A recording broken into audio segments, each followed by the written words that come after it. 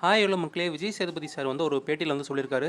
இனிமே வந்து வில்லன் கதாபாத்திரம் கௌரவ் வேடத்தில வந்து நடிக்க மாட்டேன். அது சம்மந்தமா நெறைய ஆஃபர் நெறைய வருது. வந்து அதிகமாகிட்டே இருக்கு. என்னால ஹீரோ கேரக்டருக்கு முக்கியத்துவம் வந்து குடுக்க முடியாதோ! அப்படிங்கிற ஒரு பயம் வருது. அதனால வந்து நானு நடிக்க மாட்டேன் அப்படின்னு வந்து சொல்லியிருக்காரு. நான் நடிக்கிறதுனால அந்த படத்துக்கு வந்து ஒரு கவனம் செலுத்தப்படுது. அது தவறு இல்ல எனக்கு முன்பு தெரிந்தது. ஆனா அதிகமா வரத் தொடங்குது. அதனால நோ சொல்லிட்டேன். ஒரு கட்டத்துக்கு மேல ஹீரோவா நடிக்கிற படங்களுக்கு வியாபாரம் வந்து குறைய ஆரம்பிக்குது. தொடர்ந்து வில்லன் கதாபாத்திரமே நெறையா வருது. ஒரு கட்டத்துக்கு மேல வழக்கமான வில்லன் கதாபாத்திரத்த நோக்கியே போயிட்டுருக்குது. நான் வேண்டாம்ன்னு சொன்னாலும், "ஒரு நிமிஷம் கதைய கேட்டு பாருங்க" அப்படின்னு வந்து சொல்றாங்க. எல்லாத்துக்கும் வந்து டைம் ஒதுக்கி நான் கதைய கேட்க முடியாது. அதனால வந்து வில்லன் கதாபாத்திரம் கௌரவ் வேடத்துல வந்து இனிமே நடிக்க மாட்டேன் அப்படின்னு வந்து சொல்ட்டாரு. விஜய் சேதுபதி இந்த முடிவு எடுத்தது வந்து அப்ரிஷியேட் பண்றீங்களா? ஏன்னா வில்லனா நடிச்சா நெறைய பேர் வந்து ரசிக்கிறாங்க. ஆனா அங்க மறுபடியும் ஹீரோவா பண்ண ஆரம்பிச்சாருன்னா, அதுல ஒரு படங்கள்ல வந்து அதிகமா கவனம் ஈர்க்கப்படுமா அப்படிங்கிறது தெரியல.